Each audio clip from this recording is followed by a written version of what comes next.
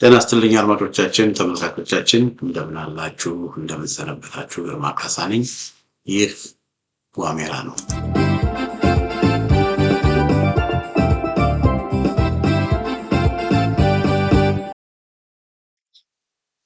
በዛሬው የዋሜራ መርሃ ግብራችን በማስረጃ መተናል። ሲሳይ አጌና ምላሽ ይስጥ በሚል ርዕስ ስር አንድ ቅንብር ይዤላችሁ መጥቻለሁኝ።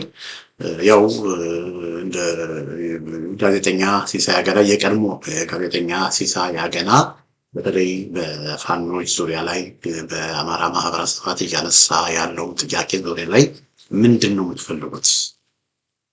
ምንድነው ጥያቄያችሁ? ለምን በጨዋነት በሰለጠነ መንገድ ጥያቄያችሁን ለምን አታቀርቡ? እስቲ ነፍጥ ይዘው የሚነሱ የፋኖች ሆነ ሌሎቹ ጥያቄያቸው ይሄ ነው ብሎ እስቲ የሚያስረዳ ሰው እስቲ ይምጣ የሚል አስተያየት ሚዲያው ላይ አቀርቧል። እና ይሄ እንኳን የሲሳይ አጌናን ሚዲያ ብዙ አላዳምጥም። ነገር ግን አንዳንድ ወገኖች ክሊፑን ልከውልኝ ጥያቄ ስላቀረበ ምንድነው ዝም ብሎ ነው በቃ ፋኖ ዝም ብሎ ነው የሚዋጋው? የአማራው ማህበረሰብም የአማራ ወጣቶችም የአማራ ፖለቲከኞችም ሌሎችም የብልጽግናን መንግስት የሚቃወሙ ሰዎች ዝም ብለው ነው የሚቃወሙት። ለምን እንደሚቃወሙ እንኳን አያውቁም። ለምን እንደሚቃወሙ እንኳን ምንድነው ማስረጃ የላቸውም። ይሄን 1 2 3 ብሎ ቆጥረው 1 2 3 ብሎ ቢናገሩና ቢያስረዱ ጥሩ ነበረት። እና ለምን አያብራሩ? ምንድነው የሚፈልጉት? አያብራሩም የሚል ጥያቄ ጠይቋል። አብይ አህመድም ሰሞኑን በአሚኮ ላይ መጥቶ የተናገረው ምንድነው ያለው? እኛ አዲስ አበባን ገነባን፣ ይሄን አደረግን፣ ብዙ ነገር አደረግን፣ ኢትዮጵያን አበለጸግን እና እኛን የሚቃወሙ ሰዎች አለ አብይ አህመድ፣ እኛን የሚቃወሙ ሰዎች እኛን በመቃወም ጥቅም የሚያገኙ ናቸው። እኛን በመቃወም ጥቅም የሚያገኙ ዩቲዩብ የሚሸቅሉ በዩቲዩብ ገንዘብ የሚያገኙ ወይንም ደግሞ በቃ ኢትዮጵያ ውስጥ ቀውስ ሲመጣ ኢትዮጵያ ውስጥ ቀውስ ሲኖር ቀውስን በመዘገብና ቀውስን በማድረግ መረጃዎች በቃ ጥቅም የሚያገኙ ሰዎች ናቸው። ወይንም ደግሞ ለፖለቲካ አሳይለም በቃ በሚዲያ ላይ ቀርቡና የፖለቲካ ጥገኝነት ለማግኘት የፖለቲካ አሳይለም ሲሉ ለፖለቲካ ለኬዛቸው ብለው የሚሰሩ ናቸው ብሎ የሰጠው አስተያየት አለ። በጣም የሚያስቅ አስተያየት። በተለይ በዚህ ጉዳይ ላይ የወያኔው ስታሊን ገብረስላሴ ጥሩ መልስ ሰጥቶታል። በተለይ እኔ ወደ ቤተሰብ መግባት ብዙ ጊዜ አልፈልግም። ነገር ግን የአብይ አህመድ መንግስት የሚቃወሙትን የሚተቹትን ተጠያቂ የሚያረጉትን ሰዎች የፖለቲካ ጥገኝነት ለማግኘት ሲሉ ነው መንግስትን ተቃወምን ብለው ኬዝ እንዲሆናቸው ነው ይሄንን ነገር የሚያደርጉት። ወይንም ደግሞ ገንዘብ ስለሚያገኙ ጥቅም ስለሚያገኙ ነው ይሄንን ነገር የሚያደርጉት እንጂ ሌላ ዓላማ ኖሯቸው አይደለም። እና ይሄን ሁሉ ነገር እየሰራን ይሄን ሁሉ ነገር እያደረግን አዲስ አበባን ዱባይ እያደረግናት እኛን ማመስገን ነው የነበረባቸው። እኛን መቃወም የለባቸው። እኛን የሚቃወሙበት ምንም መስፈርት ምንም ምክንያት ሊኖራቸው አይገባም አይነት አስተያየት ነው። እና በዚህ አጋጣሚ የሲሳይ ስታሊን ገብረስላሴ የመለሰለት መልስ ምንድነው? እንደምታውቁት ባለቤቱ ቀዳማዊት እመቤት በጣም የማከብራት ሴት ናት። በነገራችን ላይ በጣም የማከብራት እግዚአብሔር የምትወድ ፈሪሃ እግዚአብሔር ያላት ሰው ናት። ባሏ ክፉ ነው። ባሏ ለሰብአዊነት ቅንጣት ያህል ድጋፍ የሌለው ነው። ነገር ግን በባል ምክንያት መቼም ሚስታጠት ቤተሰብ አይጣልም። ነገር ግን የአብይ አህመድ የኢህአዴግ የሥራ አስፈጻሚ ኮሚቴ አባል ሆኖ ባለቤቱ በውጭ ሀገር ግን ጥገኝነት ጠይቃ ዴንቨር ኮሎራዶ ሴክሽን 8 የሚባል እርዳታ ታገኝ እንደነበረ 3 ልጆቿን ይዛ አሜሪካን ሀገር ጥገኝነት ተጠቃ ፖለቲካል አሳይለም ጠይቃ ትኖር እንደነበረ ግን በዚህ አጋጣሚ መግለጽ እወዳለሁ። ስለዚህ ብዙ ጊዜ አንድ ነገር በምንናገርበት ጊዜ ወደኛም ቤት ጉዳዩ ይመጣል ብሎ መጠየቅ ትንሽ አስፈላጊ እንግዲህ ይሄ ሁሉ የሆነው አብይ ሚስቱን ልጆቹን ልኮ በየጊዜው እየመጣ ቤተሰቦቹን እያየ ነገር ግን እሱ የሥራ አስፈጻሚ ኮሚቴ አባል ሆኖ የፓርላማ አባል ሆኖ ይኖራል። እንግዲህ ሚስቱ እሱ አብይ ባሌ ያስረኛል ብላ ነው እንግዲህ ፖለቲካል አሳይለም የጠየቀችው ማለት ነው። እና ወደዛ ቴሪቶሪ እንግባ ከተባለ ብዙ ነገር ማለት ይቻላል። ስለዚህ ይሄ እንዲህ አይነት እንግዲህ አስተያየት የሚሰጠው ምን ያህል በቃ ሰውየው በጣም ምን ያህል የዘቀጠና የወረደ እንደሆነ በዚህ ታውቃላችሁ። እንደገና ደግሞ ለገንዘብ ብሎ ነው የሚሰሩት ብሎ ላለው ነገር እንግዲህ ስለሌሎቹ አላውቅም። ስለኔ መልስ እኔ ከሀገሬ የመጣሁት በወያኔ ስልጣን በያዘች በአመቱ ነው። እና ወያኔንም ምን ያህል አቅም ሪሊ የወያኔ መንግስት ምንም እኔን ያደረገኝ ነገር የለም። በኃይለማርያምም ጊዜ ምንም የሚሆንኩት ነገር የለም። በአብይ አህመድም በግለሰብ ደረጃ ምንም የሚሆንኩት ነገር የለም። ኢትዮጵያ ውስጥ እስካሁን ላለፉት 30 ምናምን ዓመታት ሁለት ጊዜ ብቻ ነው ኢትዮጵያ የሄድኩት። እንደ አንዳንዶቹ ቢዝነስ ኖሮኝ በየአመቱ ኢትዮጵያ የሚሄድ ሰው አይደለሁም። የብአዴንም ሰውም አልነበርኩም፣ የኦህዴድም ሰው አልነበርኩም። እና እንደዛ ምንም አሁን ኢትዮጵያ ውስጥ በተደረገ ከወደቀ በኋላ ኢትዮጵያ ውስጥ ያሉ መንግስታት ጋር ምንም ግንኙነት የለኝም። ሙሉ ለሙሉ ኑሮዬን አሜሪካን ሀገር አድርጌ የምኖር ሰው ነኝ። ቢዝነስ የለኝ፣ ምንም ነገር የለኝ። እና ወደዚህ ትግልም ደግሞ የመጣሁት እንደ አጋጣሚ በ97 ከ14 ዓመት በኋላ ወደ ኢትዮጵያ በሚሄድበት ጊዜ ኢትዮጵያ ውስጥ ተግባርና አካባቢ ተማሪዎች ሲደበደቡ ሳይ እንደዚህ አይነት እኔ በአሜሪካን ሀገር የውጭ ሀገር ዜጋ ሆኜ በአሜሪካን ሀገር መብቴ ተከብሮ ከአንድ ስቴት ወደ አንድ ስቴት እንደ ልብ እየኖርኩኝ እንዴት ኢትዮጵያውያን በሀገራቸው እንደ ከብት ይደበደባሉ? ይሄ መቆም አለበት በሚል እኔ እኮ አንዱ ተደብዳቢው እኔ ልሆን ይችል ነበር። እኔ አሜሪካን ሀገር ስለመጣው ምንም ነገር እንዳልደረሰብኝ ለምን አስባለሁ? አንዱ እኮ ተደብዳቢ እኮ እኔ ልሆን ይችል ነበር። እግዚአብሔር ረድቶኝ አሜሪካን ሀገር ባልመጣ የሰው መብት የሚከበርበት ቦታ መጥቼ ባልኖር ኖሮ አንዱ ተደብዳቢ እኔ ልሆን ይችል ነበር በሚል ከዛን ጊዜ ጀምሮ ነው እንግዲህ ኢትዮጵያ ውስጥ ዜጎች መብታቸው እንዲከበር መታገል ጀመርኩት። አክቲቪስት ሆንኩት ከዛን ጊዜ ጀምሮ እና አክቲቪስት ሆኜም ደግሞ ስሰራ የከፈለኝ ሰው የለም፣ የቀጠረኝ ሰው የለም። እንደነ አሁን እነ ሲሳይ አጌና እነ መሳይ መኮንን ምናምን ብዙዎቹ ኢትዮጵያ ሲመጡ እስር ቤት የተወሰኑትም እስር ቤት ነበሩ። ለሁለት ዓመት ሲመጡ ኢሳት ውስጥ ተቀጥረው ደሞዝ እየተከፈላቸው በጋዜጠኝነት በቃ አሁን በኢሳት የሲሳይ አጌና ደሞዝ በቃ ስራው ነበር። የነ መሳይ መኮንን ያንን እየሰሩ ነው የሚኖሩት። እኔ ጋር ግን እንደዛ አይደለም። ባለሙያ ነኝ፣ ባለሙያ ሰው ነኝ፣ ፕሮፌሽናል ሰው ነኝ። ለረጅም ጊዜ የትልቅ የአሜሪካ የቴሌኮም ካምፓኒ ሉሰን ቴክኖሎጂ ቤል ላብስ ሉሰን ቴክኖሎጂ ቤል ላብስ የሚባል ኩባንያ ለረጅም ጊዜ ሰራው ሰው ነኝ፣ ሶፍትዌር ኢንጂነር እና እንደ ፊዚሲስት። ከዛም በኋላ አሁንም ሌላ ትልቅ የአሜሪካ ኩባንያ ነው እየሰራው ያለሁት። ምንም እኔ ማገኘው ገንዘብ ምናምን ይሄው የማደርገው ነገር በቤዚክሊ ምንድነው ኢትዮጵያ ውስጥ እየተገፉ እየተገደሉ እየተሰቃዩ ላሉት ድምጽ ልሆን በሚል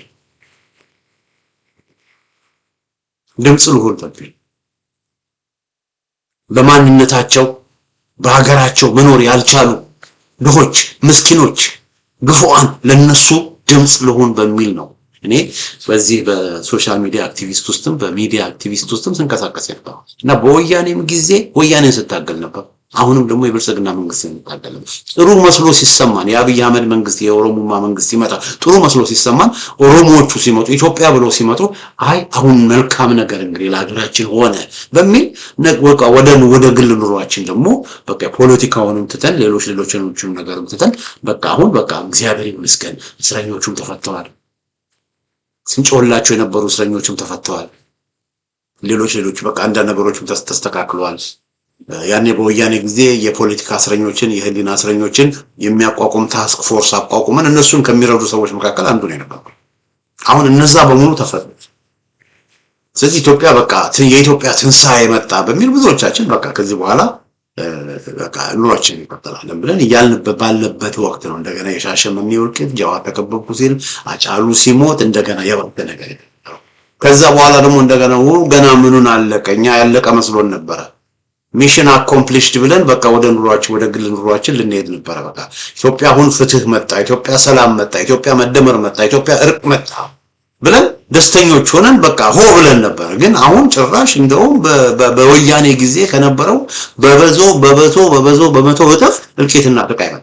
በወያኔ ጊዜ እኮ የመጽሐፍ መብት፣ የመናገር መብት፣ የፖለቲካ መብት ነው የተከፈፈው እንጂ በወያኔ ጊዜ እኮ ሰው ከአንድ ቦታ ወደ አንድ ቦታ እኮ ወጥቶ መግባት እኮ ይችል ነበር። ችግር እኮ አልነበር። ሰው እኮ በሰላም ይኖር ነበር። ፖለቲካ ውስጥ ካልተሳተፋችሁ፣ ፖለቲካ ውስጥ ካልገባችሁ፣ በቃ አርፋችሁ ከተቀመጣችሁ ማንም ያነካችሁም ነበር እኮ በወያኔ ጊዜ። በወያኔ ጊዜ ለምንድን ነው ጋዜጠኞች የሚታሰሩት? ለምንድን ነው የፖለቲካ ፓርቲ የመናገር ሰልፍ የማድረግ የዲሞክራሲ መብት ለምን አይከበርም በሚል እኮ ነበር የሚደረግ ትግል ነበር። አሁን እኮ ወገኖቼ ሰው ምን በቃ እኖራለሁ ወይ እኮ ነው የሰዎች ጋር ቤቱ ቁጭ ብሎ ባለበት ቦታ አንተ አማራ ነህ፣ አንተ መጤ ነህ ብለው ይገሉታል። አንተ አማራ ነህ፣ አንተ ነህ መጤ ብለው ያፍኑታል። አሁን ከማንነትም አልፎ ደግሞ አሁን የምግብ በቃ የመደብ ትግል ሆኗል። አሁን በቃ ገንዘብ ያላቸው ዲያስፖራ ማን ነው ዘመድ ያለው ይባልና ያግታሉ። ያግቱና ሚሊዮን ብር ይጠይቃሉ። አሁን የሚታገተው አማራው ብቻ አይደለም ወገኖች፣ ኦሮሞ ክልል ውስጥም አሁን ማገት ጀምሯል። ኦሮሞ ዘመድ ያላቸውን ሰዎች ይሰበይ ያዩና እንደገና ማገት እና ኮምፕሊት እና እንዲህ አይነት በጣም የሚያስቀይም ሁኔታ ነው ኢትዮጵያ ውስጥ። በዚህ ምክንያት ያው ድምጻችንን ለማሰማት የህሊና ጉዳይ ስለሆነ የኮንሺየስ ጉዳይ ስለሆነ የእምነትም ጉዳይ ስለሆነ እንደ ክርስቲያን የእምነትም ጉዳይ ስለሆነ በዚህ ጉዳይ ላይ እሰራለሁ እንጂ ምንም ማገኘው እንደውም ለትግሉ ከኔ ከኪሴ ያወጣሁት ገንዘብ በጣም ብዙ ነው። በጣም ብዙ። ስለዚህ ይሄ የአገዛዙ እንደዛ ብሎ ይላል እና ሲሳይ አጌናም እንግዲህ ሲሳይ አጌና ቤዚክሊ አገዛዙ በቢሊዮን ብሮች የሚቆጠር ለብልጽግና ጸረ ፋኖ ሚዲያዎች መድቧል ለነሲሳይ አጌና እና ሲሳይ አጌና እየተከፈላቸው የሚሰሩ ነው። ከብልጽግና እየተከፈላቸው የሚሰሩትም ስራ ደግሞ ምንድነው? ፕሮ ብልጽግና ፕሮ ፒፒ እና ጸረ ፋኖ የሆነ እንቅስቃሴ ማድረግ ፕሮፓጋንዳ መንዛት ነው ስራቸው። ገንዘብ ተመድቦላቸው ገንዘብ እየተቀበሉ። ስለዚህ በፊት ሲሳይ አጌና በኢሳት ውስጥ ይሰራ ነበር፣ ገንዘብ እየተከፈለው። ሙያ የለውም ሲሳይ አጌና ሙያ የለውም። አሁን ደግሞ ህሊናውን ሽጦ ከብልጽግና ገንዘብ ተመድቦለት እየሰራ ያለ ሰው ነውና እና ይህ ሰው ያው ያለቆቹን መመሪያ ተቀብሎ ልክ አብይ ምንም ነገር ሳይጎልባቸው ምንም ነገር ሳይሆኑ ምንም ነገር ችግር ሳይኖር የሚፈልጉት ነገር ተሟልቶላቸው ነው ዝም ብሎ ነው የሚቃወሙት ብሎ እንደሚለው ሲሳይ አጌናም እንደዚሁ ምንድነው ያለው? አላማ የላቸው ምንድነው ጥያቄያችሁ ምንድነው የሚል አስተያየት ሰጥቷልና እስቲ መጀመሪያ ሲሳይ አጌና የተናገረውን ነገር ላሰማችሁ አድማጮች። የኮሪደር ልማት ሲባል ከዚህ ከጦርነቱም ከምንም ጋር ደግሞ የሚነሱ ነገሮች አሉ። አሁን ምንድነው ጥያቄያችሁ? ምንድነው እንትራችሁ? ለምን እንደምትተኩሱት? ምንድነው የተወሰደብህ የሚለውን አንድም ሰው ከዚህ ብሶተኛ ወይ ደግሞ ተስፈኛው ካምፕ ይሄን ማስረዳት የሚችል ሰው አንድም ሰው የለም። በእርግጠኝነት ተመናገረው ጽፎም ሊያስረዱ አልቻሉም። በመድረክ ተናግረውም ሊያስረዱ አልቻሉም። ብሶት ማስተጋባት ነው። ምን ይደረግ ምን ይሆን ምናምን ሲባል ስለ ልማት ሀገሩ እኮ እየተለወጠ ነው፣ ስራዎች እየተሰሩ ነው። ሀገሩ እኮ እየተለወጠ ነው፣ ስራዎች እኮ እየተሰሩ ነው። ምን ይሁን ብሶት ማሰማት ነው ስራቸው። ተስፈኞቹ ብሶት ማሰኛት ጥያቄዎቻቸውን እንኳን በትክክል ማቅረብ አይችሉም ነው የሚለው። ጥያቄዎቻቸውን እንኳን በትክክል ማቅረብ አይችሉም እነዚህ ተስፈኞች። ከጦርነቱም ከምንም ጋር ደግሞ የሚነሱ ነገሮች አሉ። አሁን ምንድነው ጥያቄያችሁ? ምንድነው እንትራችሁ? ለምን እንደምትተኩሱት? ምንድነው የተወሰደብህ የሚለውን አንድም ሰው ከዚህ ብሶተኛ ወይ ደግሞ ተስፈኛው ካምፕ ይሄን ማስረዳት የሚችል ሰው አንድም ሰው የለም። በእርግጠኝነት ተመናገረው ጽፎም ሊያስረዱ አልቻሉም። በመድረክ ተናግረውም ሊያስረዱ አልቻሉም። ብሶት ማስተጋባት ነው። ምን ይደረግ ምን ይሆን ምናምን ሲባል ስለ ልማት ሀገሩ እኮ እየተለወጠ ነው። ኦኬ ይሄን እንግዲህ ያለው ሲሳይ አጌና ነው። ሀገሩ እየተለወጠ ነው። ምንም ብሶት ነው የሚያሰሙት እንጂ ምንድነው የሚፈልጉት? የሚቃወሙት ለምንድን ነው? ጥይት ያነሱት ጠመንጃ ያነሱት ለምንድን ነው? ብሶት የሚያሰሙት ለምንድን ነው? ምን ሆኑ? ምን አጡ? አንድም አልሰማሁም ነው የሚለው። በጽሁፍም በተለያየ መንገድ ሲናገሩ አንድም አልሰማሁም፣ ምክንያታቸውን አንድም አልሰማሁም ብሎ ነው። በጣም በስመ አብ ወወልድ ወመንፈስ ቅዱስ አልኩኝ። እንደዚህ አይነት ውሸት በጣም በቃ የሚያስደነግጥ እኮ ነው። አብይ አህመድ የሚዋሸው ውሸት፣ እነ ሲሳይ አጌናም የሚዋሹት ውሸት በጣም የሚያስደንቅ ነው። እና እስቲ ሲሳይ አጌና ግደንም እኛ ነን ይተዋል። ለምን በተለይ ፋኖን አካባቢ ፋኖች ለምን እንደተነሱ ለምን ነፍጥ እንደያዙ የአማራ ማህበረሰብ፣ የጎንደር ህዝብ፣ የጎጃም ህዝብ፣ የወሎ ህዝብ፣ የሸዋ ህዝብ፣ ሌላው ማህበረሰብ በሙሉ ለምን በቃኝ ብሎ በዚህ ሲሳይ አገና በሚያገለግለውና ሲሳይ አገና ገንዘብ በሚከፍሉት አረመኔዎቹ የኦሮሞ ብልጽግናዎች ለምን እንደተነሳ የሚያሳይ ማስረጃ 1 2 3 ብዬ አቀርብለታለሁ። እስቲ ንገሩኝ አይደል ያለው። እስቲ ግድ የለም እኛ አንተ ህዝቡ የሚለውን አሰማዋለሁ። እስቲ ከዛ በፊት ይሄን ተመልከቱ ተመልካቾች። እዚህ ጋር የምታዩት እንግዲህ ሜይ 2 2019 ዓመተ ምህረት ነው። ሜይ 2 2019 ዓመተ ምህረት ማለትም አሁን 2026 ዓመተ ምህረት ነው። ከ7 ዓመት በፊት የነበረ ከ7 ዓመት በፊት የአማራ ክልል ማህበረሰብ ከፍተኛ ተቃውሞ በሁሉም ቦታዎች አለ እና ይሄን ቦታ ተቃውሞ ታስታውሱ ከሆነ የቡራዩ ወልቂት ሌሎች እልቂቶች ተብሎ ከዛ አዴፓ አፋብእን የሚባለው ይቅርታ በአዴን የሚባለው ስሙን ወደ አማራ ዲሞክራሲያዊ ፓርቲ ቀይሮ ነበር። ኦፒዲዮም ወደ ኦዴፓ በአዴንም ወደ አዴፓ ቀይሮ ነበር። የኦሮሞ ዲሞክራቲክ ፓርቲ የአማራ ዲሞክራቲክ ፓርቲ ወደሚል መጥተው ነበር። ከዛ በኋላ ነው ከአዴፓ ነው ወደ አማራ ብልጽግና የመጣው። ስለዚህ ብልጽግና ከመቋቋሙ በፊት የአማራ ብልጽግና አዴፓ የነበረ ጊዜ ከ7 ዓመት በፊት ነው። ከ7 ዓመት በፊት እንግዲህ ይሄንን ላምብላችሁ ምንድነው የሚለው የባህር ዳር ከተማ ነዋሪዎች አደባባይ ወጥተው ተቃውሞ አሰምተዋል። የአማራ ሚዲያ ኮርፖሬሽን ያን ያወጣው የባህር ዳር ነዋሪዎች ባህር ዳር ሚያዝያ 24 ቀን 2011 ዓመተ ምህረት ከ7 ዓመት በፊት የአማራ ብሔራዊ መገናኛ ድርጅት ነው። ዛሬ ረፋዱ ላይ የተጀመረው የባህር ዳር ነዋሪዎች የተቃውሞ ሰልፍ መነሻውን በተለምዶ ገበያ አካባቢ በማድረግ መድረሻውን ርዕሰ መስተዳድር ጽሕፈት ቤት አድርጓል።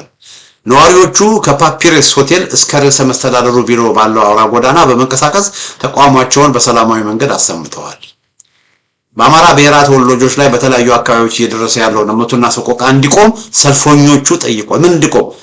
የአማራ መፈናቀልና ሞትና እንዲቆም ሰልፈኞቹ ጠይቀዋል። የአማራ ዲሞክራቲክ ፓርቲ አዴፓ እየደረሰ ያለውን የአማራ ብሔር ተወላጆች ሞትና እንግልት ላይ እንዲያስቆምም አሳስበዋል። የሰልፉ ተሳታፊ የባህር ዳር ነዋሪዎች ካስተላለፏቸው መልእክቶች መካከል የአማራ መፈናቀልና ሞት ይቆም። ሲሳይ አገና እያዳመጥክ ነው? የሰውን ጥያቄ ፍትህ ለወልቃይት፣ ለመተከል፣ ለራያና ለደራ አማራዎች ሲሳይ እያዳመጥክ ነው? የአማራ መደራጀት ቅንጦት ሳይሆን የህልውና ጉዳይ ነው። አማራን እረፍት አልባ በማድረግ የሚገኝ የፖለቲካ ጥቅም ይቆም። አዴፓ ስሙን ሳይሆን ግብሩን ይቀይር። ባዴኖች እንግዲህ እኛ ተሻሽለናል ለህዝቡ እንቆማለን ብለው ስማቸውን አዴፓ ብለው ነበር። አሁን ስማችሁን ብቻ ሳይሆን ግብራችሁንም ቀይሩ። የ4 ኪሎ ገዢዎች አለቅላቂና ትርፍ አንጀቶች አገልጋይ አትሁኑ። ህዝቡ የጠየቀው ጥያቄ ነው። አማራን ህገ መንግስቱ ጊዜው ካለፈበት ኬሚካል በላይ አደገኛ ነው። ህገ መንግስቱ ጊዜው ካለፈበት ኬሚካል በላይ አደገኛ ነው። ደም ያፋሰሰ አይደል? ከ7 ዓመት በፊት ነው እንግዲህ የአማራ ወጣቶች ይሄን ሲናገሩ ነበር። ህገ መንግስቱ ወደ እልቂት ይጋብዘናል፣ ችግር ውስጥ ይጋብዘናል፣ ወደ ጦርነት ይጋብዘናል ብሎ ካሉ ህገ መንግስቱ አማራን የማይወክል በመሆኑ በአማራ ህዝብ ተቀባይነት የለውም። ህገ መንግስቱ ለዜጎች ሳይሆን ለቡድኖች ያደላ ነው። ስንበደል ዝም ያልነው አገርን ለመጠበቅ በሚል መሆኑ ይታወቅ። ወገኖቻችን በሰላም ወጥተው በሰላም እንዲገቡ እንፈልጋለን የሚሉት ተጠቃሾች ናቸው ይላል። እንግዲህ የአማራ ሚዲያ አሜኮ ያኔ ይሄ ሰልፉን የዘገበው ነው። የህዝቡን ጥያቄ ነው እንግዲህ ሰልፈኞቹ በአማራ ክልል ርዕሰ መስተዳድር ጽሕፈት ቤት አካባቢ በመገኘት የሚመለከታቸውን ሁሉ ጉዳይ ትኩረት እንዲሰጥ አሳስበዋል። መልእክቱ ብሎ ይዘግባል ማለት ነው። ይሄ እንግዲህ የሰልፉ ነው። ከ7 ዓመት በፊት የተደረገ ሰልፍ ነው እና ይሄ ከ7 ዓመት በፊት የተደረገውን ሰልፍ እዚህ በእንትኑ ላሳያችሁ። ይሄም የአማራ ሚዲያ ኮርፖሬሽን ያወጣው ተካሂደዋል። ባህር ዳር፣ ደብረ ማርቆስ፣ ደብረ ታቦር፣ ኮምቦልቻ፣ ጎንደር፣ ሌሎች ከተሞችም ሰልፎች ተደርገዋል። ሰልፎቹ በዋናነት በአማራ ህዝብ ላይ የሚደርሱ ግድያዎች፣ መፈናቀሎችና ጥቃቶች ሊቆሙ ይገባል ሲሉ የሚጠይቁ ናቸው። የግድያ የግጭትና የመፈናቀል ክስተቶች በክልሉ እንዲንሰራፉ ያደረገው የመንግስት ቸልተኝነት ነው ሲሉ ሰልፈኞቹ አስተጋብተዋል። የፌዴራል መንግስት ለዜጎች ደህንነት የገባውን ቃል አላከበረም፣ ህግና ስርዓት እየተጣሰ ነው ብለዋል ሰልፈኞቹ። መንግስት የአማራ ዜጎችን ከግድያና መፈናቀል ካልታደገ የአማራ ወጣቶች ተደራጅተን ህዝቡን ለማዳን እንድንሰራ እንገደዳለን ሲሉም በተለያዩ ከተሞች የተገኙ ሰልፈኞች ጠይቀዋል። ኦኬ፣ ይሄ እንግዲህ ከ7 ዓመት በፊት የተደረገ ነው። አድማጮቻችን፣ ተመልካቾቻችን ይሄ ደግሞ እዚህ ጋር የምታዩት በሌላ ጊዜ በተለይ የደንቢ ዶሎ ተማሪዎችም ታግተው የነበረ ጊዜ እንደገና በብዙ ቦታዎች አሁንም ህዝቡ ጥያቄ ሆነ። ሴትን አገርን አግቶ አስመራ መዝናናት ዋጋ ያስከፍላል። ያኔ አብይ አህመድ ከነ አቶ ኢሳያስ አፈወርቂ ጋር እንግዲህ ጫጉላ ሽርሽር ውስጥ የነበረ ጊዜ ማለት ነው። እዛን ጊዜ የደንቢ ዶሎ ተማሪዎችን በሞቱ ጊዜ የሴቶችን መታገድ የእነዚህ ልጆችን መታገድ በመቃወም ህዝቡ በነቂስ ወጥቶ ተቃውሞውን አሰምቷል። በሰላም እንኑር፣ ሴቶች የታገቱ ሴቶች እንዲፈቱ አድርጉ በሚል ይሄ ሁለተኛ ጊዜ ነው። አድማጮች ተመልካቾች፣ ሁለተኛ ጊዜ ነው። እዚህ ጋር ደግሞ ሌላ አሳያችሁ። የዛኑ ጊዜ በባህር ዳር የተደረገ ሰልፍ ነው። በደንቢ ዶሎ የታሰሩ ወገኖችን በመቃወም የተደረገ ሰልፍ፣ ደማቅ ሰልፍ። ይህ እንግዲህ ለሁለተኛ ጊዜ በሁሉም በጎንደር በተለያዩ አካባቢዎች የተደረጉ ሰልፎች ናቸው። ለሁለተኛ ጊዜ የተደረጉ ሰልፎች ናቸው። ከዛ ከ4 ዓመት በፊት ይቅርታ ከ5 ዓመት በፊት ደግሞ እንደዚሁ በተከታታይ በኢትዮጵያ ኦርቶዶክስ ቤተክርስቲያን ላይ የደረሰውን እልቂት አስመልክቶ በቃ የኢትዮጵያ ኦርቶዶክስ ቤተክርስቲያንም ከህዝቡ ጋር ተባብረው በሁሉ ቦታ በኢትዮጵያ ኦርቶዶክስ ቤተክርስቲያን ላይ የሚደርሰው ጥቃት እንዲቆምም በሁሉ ቦታ በነቂስ በጎንደር በጎጃም በሁሉ ቦታ ሰልፎች ተደርጓል። ለሶስተኛ ጊዜ ከዛ ከ4 ዓመት በኋላ ደግሞ ይሄ ሰልፍ ተደርጓል። እዚህ ጋር የምታዩት የአማራ ብልጽግና አመራሮች ለ27 ዓመት የህዋትን ጡጦ ጠብተው ያደጉ አሁን ጌታ የቀየሩ ባሪያዎች ናቸው። ያኔ ከ6 ዓመት በፊት ምንድን ነበር ያሉት? አዴፓዎች ስማችሁን ብቻ ሳይሆን ምግባራችሁን ቀይሩ ነበር ያሉት። አሁን ግን የአማራ ብልጽግና አመራሮች እነዛ አዴፓ ራሳቸውን አዴፓ ያሉ በኋላ ደግሞ በፊት ብአዴን የነበሩት ለ27 ዓመት የህዋትን ጡጦ ጠብተው ያደጉ አሁን ጌታ የቀየሩ ባሪያዎች ናቸው። ይሄ እንግዲህ ከ4 ዓመት በፊት ይብቃን መገደል ይብቃን ተብሎ በወለጋ የነበረውን እልቂት በመተከል የነበረውን እልቂት በመቃወም መገደል ይብቃን ብሎ ህዝብ ወጥቶ ድምጹን ሲያሰማ እንግዲህ ምንድነው የምትፈልጉት እያሉ ላሉት ለነዚህ ሳያገና ለምንድነው የምትቃወሙ? ይሄው እንግዲህ 4ኛ ሰልፍ እየነገርኳችሁ 4 ጊዜ በጎንደር በጎጃም በወሎ በሸዋ በተለያየ ጊዜ ህዝቡ በነቂስ ወጥቶ ተቃውሞውን እያሰማ ነው። ለ4ኛ ጊዜ ሌላ ፎቶ እዚህ ጋር አሳያችሁ።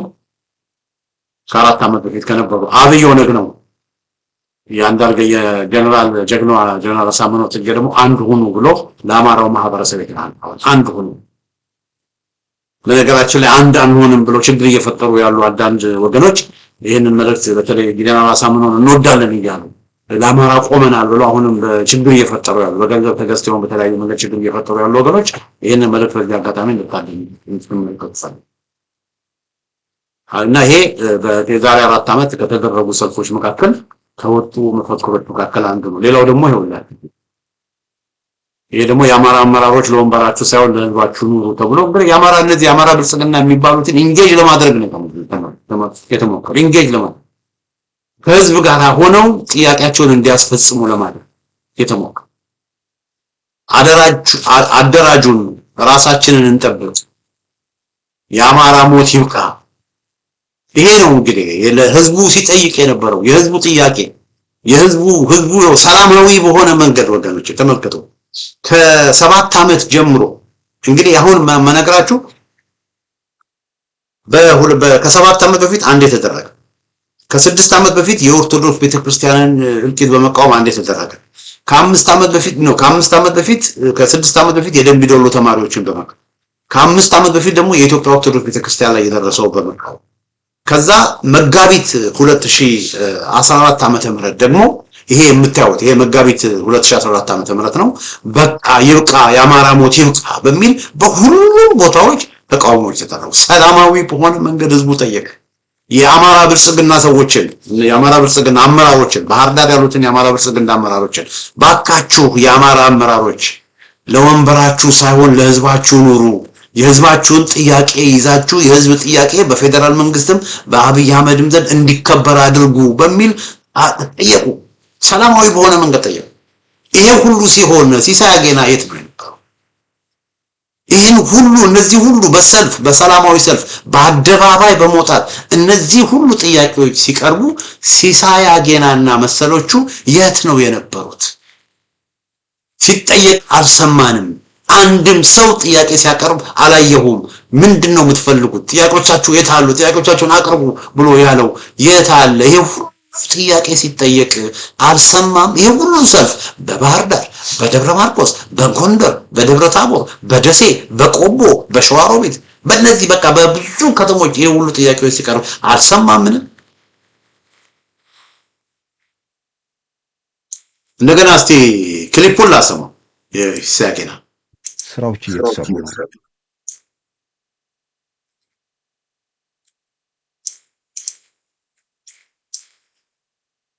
የኮሪደር ልማት ሲባል ከዚህ ከጦርነቱም ከምንም ጋር ደግሞ የሚነሱ ነገሮች አሉ። አሁን ምንድነው ጥያቄያችሁ? ምንድነው እንትራችሁ? ለምን እንደምትተኩሱት? ምንድነው የተወሰደብህ የሚለውን አንድም ሰው ከዚህ ብሶተኛ ወይ ደግሞ ተስፈኛው ካምፕ ይሄን ማስረዳት የሚችል ሰው አንድም ሰው የለም። እንግዲህ በማስረጃ ነው ያቀረበው ሲሳይ ከ7 ዓመት በፊት የተደረጉ በየቦታው የአማራ ሚዲያ ኮርፖሬሽን የዘገበው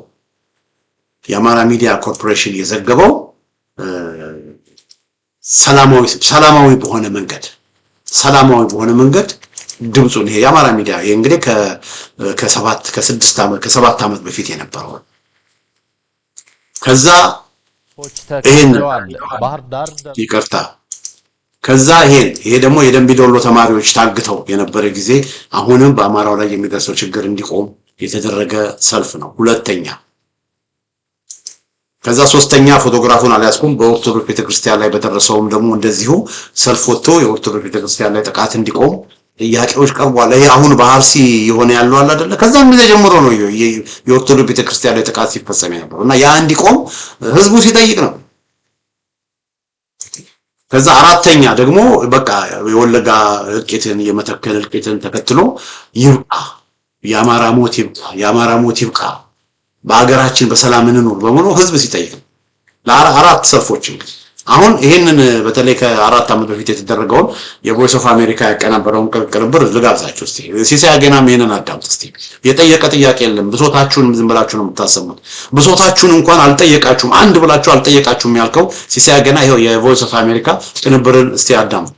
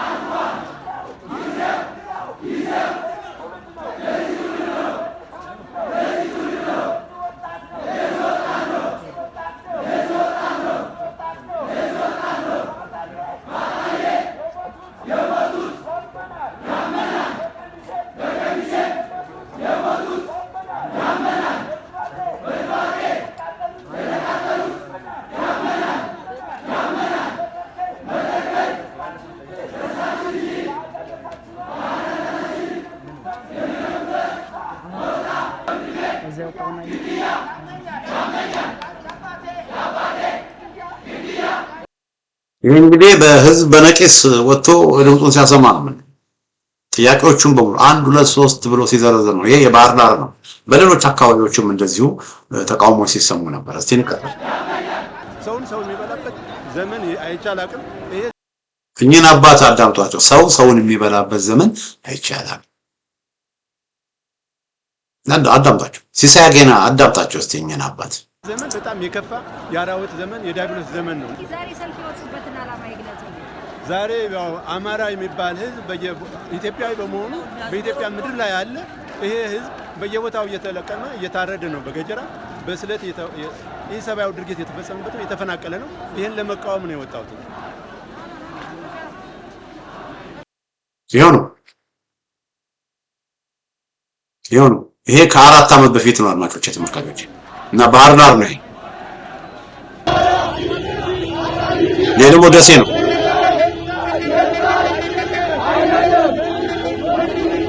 ህዝቡ በዚህ ጊዜ ነው በደሴ በባህር ዳር በብዙ ከተሞች ነው ወጥቶ ህዝቡ በደብረ ብርሃን፣ በደብረ ማርቆስ፣ በደብረ ታቦር፣ በጎንደር፣ በኮምቦልቻ በእነዚህ ሁሉ ቦታዎች ነው ድምጹን ሲያሰማ።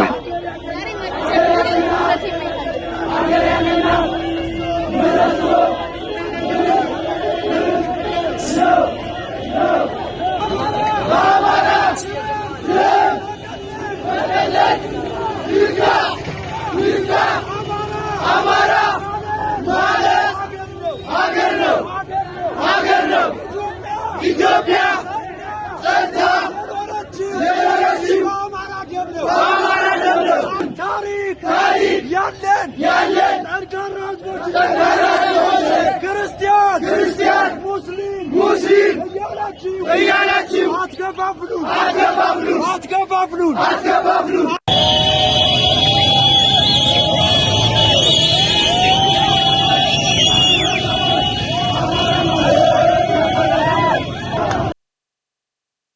ኦኬ ነው አድማጮች ተመልካቾች። ይሄ እንግዲህ መጋቢት 2014 ዓመተ ምህረት ነው። መጋቢት 2014 ዓመተ ምህረት በዚህ መልኩ ነው እንግዲህ ህዝቡ ተቃውሞ ሲያሰማ የነበረው። እንግዲህ እንዳልኳችሁ ነው።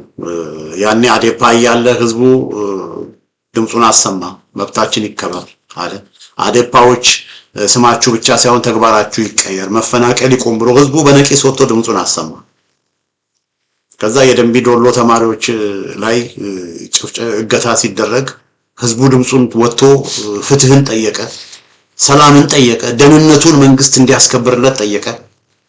ከዛ በኢትዮጵያ ኦርቶዶክስ ቤተክርስቲያን ላይ ደግሞ ከፍተኛ እልቂት ሲፈጸም ያኔ ብፁዕ አባታችን ያለቅሱ ጊዜ ከፍተኛ እልቂት ሲፈጸም አሁንም ህዝቡ ወጥቶ ድምጹ ለሶስተኛ ጊዜ በሰልፍ ሰላማዊ በሆነ መንገድ አቀረበ። ከዛ አራተኛ በወለጋ በመተከል ደግሞ ታይቶ የማይታወቅ እልቂት ሲፈጸም ነው። በዚህ ጊዜ የአማራ ሞት ይብቃ ብሎ ከ4 ዓመት በፊት እንደዚህ ለአራተኛ ጊዜ በጣም በነቂስ ወጥቶ ህዝቡ ተቃውሞውን ድምጹን አሰማ።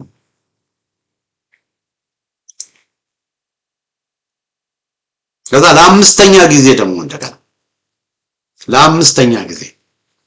ለአምስተኛ ጊዜ ደግሞ እስካሁን ድረስ ወገኖቼ እስካሁን ድረስ ለተቃውሞ ሲያሰማ መንግስትን አክብሮ ነው። መንግስት ጥያቄዎቹን ሰምቶ ፍትህን እንዲያመጣ የአማራውን የሌላውን ማህበረሰብ ደህንነት እንዲጠብቅ በየቦታው የሚፈጸሙ ወንጀሎችን ፍትህን ነው የጠየቀው። በቃ መንግስት አለ ብሎ ፍትህን ነው የጠየቀው። ሰው ሰላሙ እንዲጠበቅ ደህንነቱ እንዲጠበቅ ነው መሰረታዊ የሆኑ ጥያቄዎችን የጠየቀው። ኢቭን አሁን በወለጋና በናርሲ ራሱ አገሩ ነው። አሁን በወለጋና በናርሲ በኦሮሞ ክልል አፓርታይድ ነው ያለው። አፓርታይዳዊ አገዛዝ ነው ያለው። አንደኛ ኦሮሞ፣ ሁለተኛ ኦሮሞ፣ ሶስተኛ ኦሮሞ፣ አራተኛና አምስተኛ ነው ሌላው ማህበረሰብ። ሁሉ ነገር በኦሮምኛ ነው። ሁሉ ነገር የኦሮምኛ ነው። ሁሉ ነገር ለኦሮሞ ነው። አፓርታይዳዊ ዘረኛ አገዛዝ ነው በኦሮሚያ ውስጥ ያለው። ከኦሮምኛ ውጪ ሌላ ነገር ምንም ማየት አይፈልጉም። ነገር ግን በወለጋም በአርሲም በባሌም የሚኖረው አማራ ወይም አማርኛ ተናጋሪ ከኦሮሞ እኩል ልኑር እንኳን ብሎ አይደለም ጥያቄ ያቀረበው።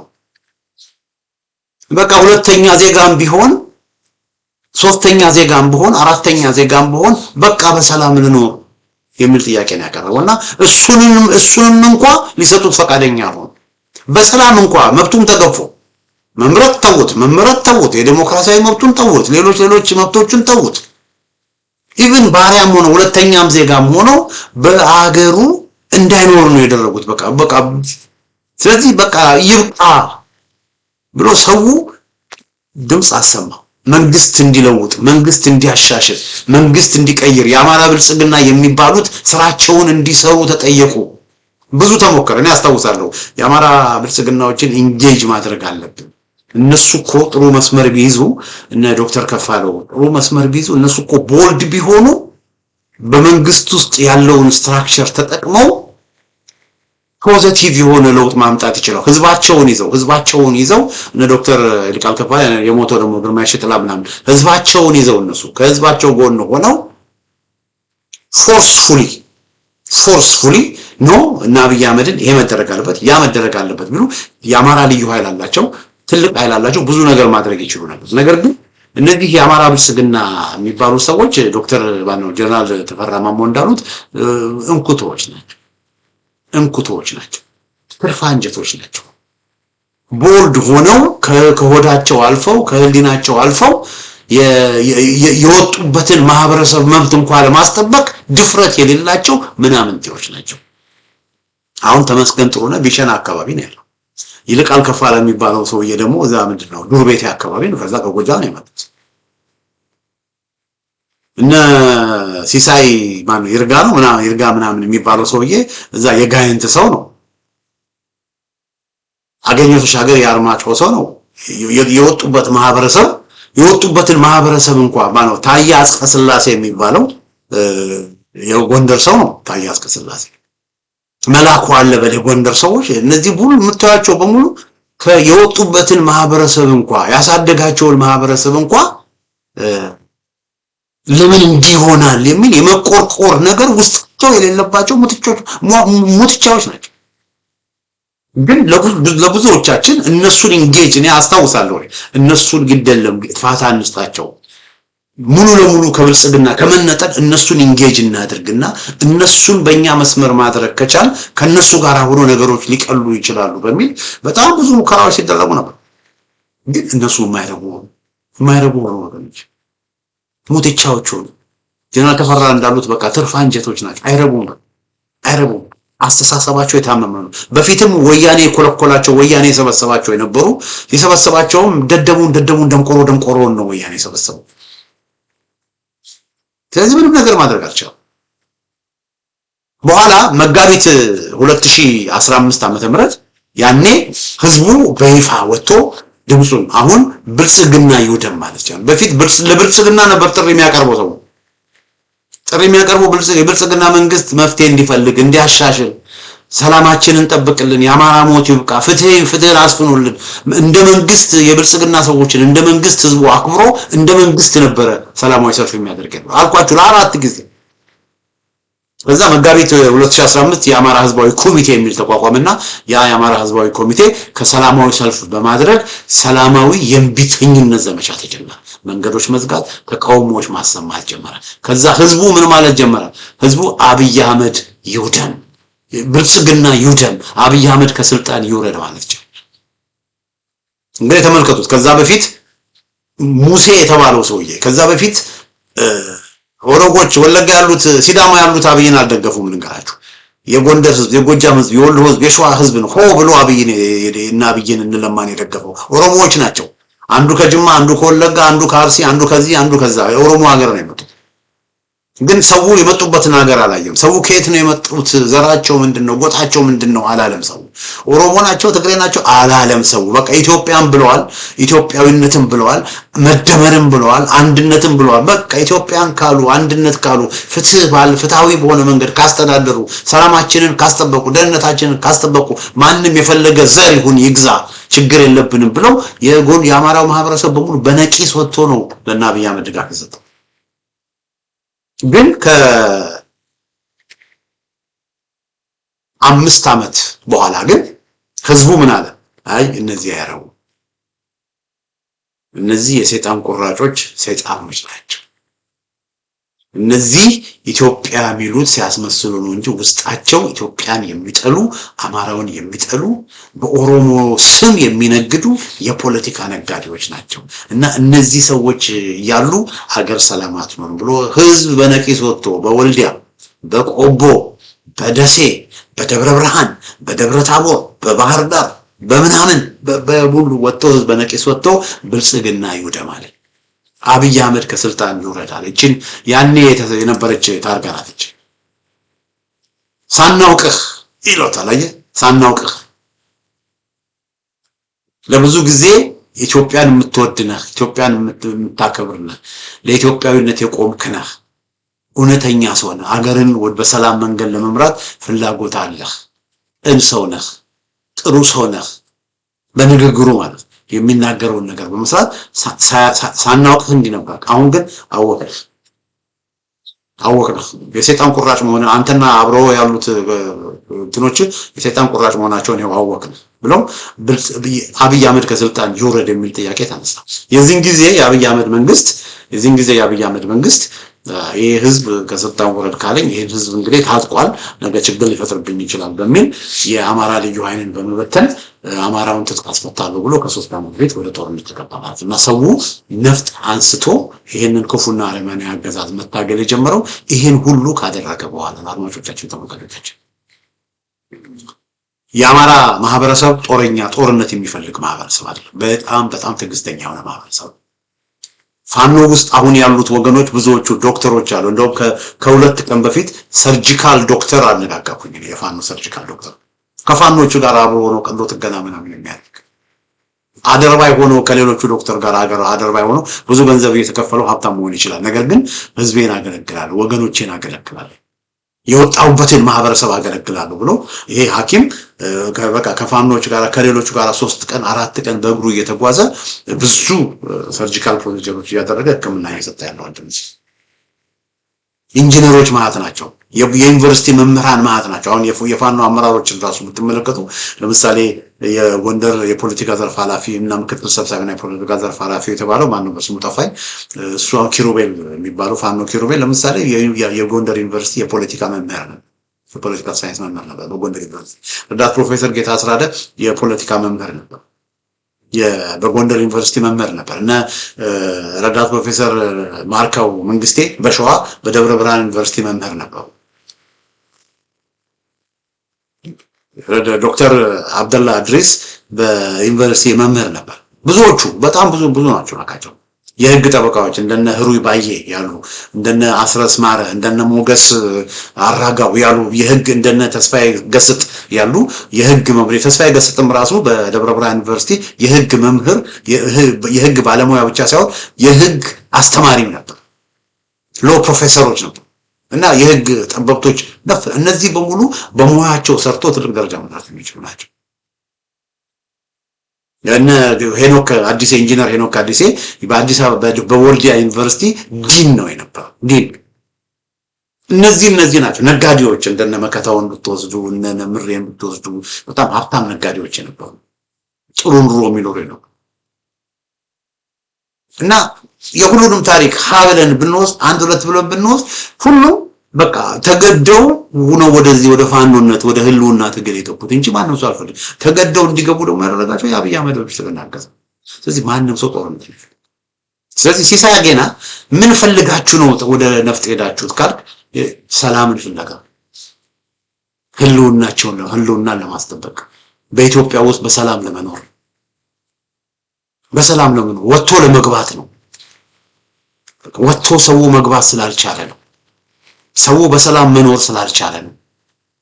ሰው በማንነቱ እየተገደለ እየተፈናቀለ አልሰማም እንደ ነፍሰ ጡር ሴት ወደዋ የተቀደደውን ነፍሰ ጡር ሴት ታሪክ አታውቅም እንዴ? ሲያገ የምትወልጁ ሰው አማራ ይሆናል ተብሎ እኮ ሆዷን ቀደዋል እንደዋል።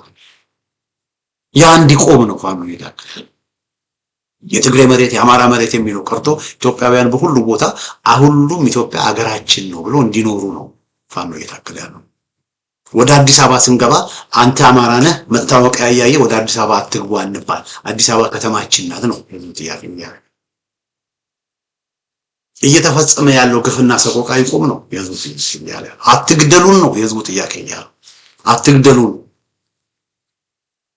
እና ምን ፈልጋችሁ ነው ላልከው ሲሳይ አጌና እንግዲህ ይሄው መልሱን ከመሬት የተደረጉ ሰልፎችን የተደረጉ እንቅስቃሴዎችን እስከና መፈከር እንግዲህ አሰምቻለሁ። የህዝቡ ጥያቄ ነው።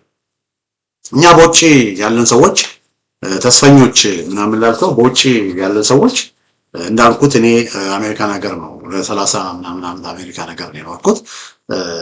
ኢትዮጵያ በሚሆነው ነገር ኢትዮጵያ በሚፈጠረው ነገር ማጣውም ማገኘውም ነገር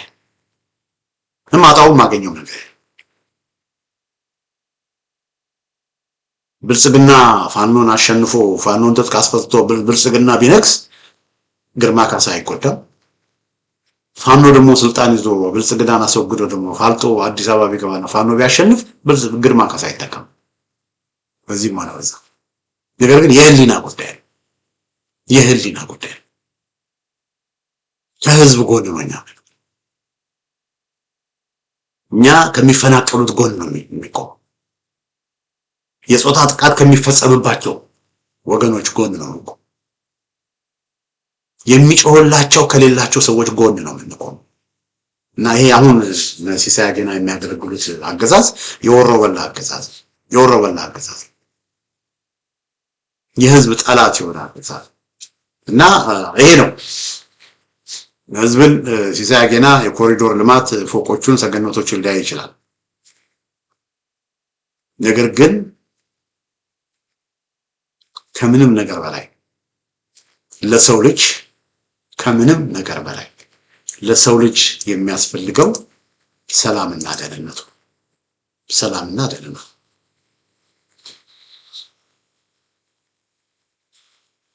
በሰላም መኖር ይችላል። ኢትዮጵያ ውስጥ በሰላም ኢትዮጵያ ውስጥ ወጥቼ መግባት ይችላል። በኢትዮጵያ ውስጥ ክብሬ ይጠበቃል፣ ኦነሬ ይጠበቃል።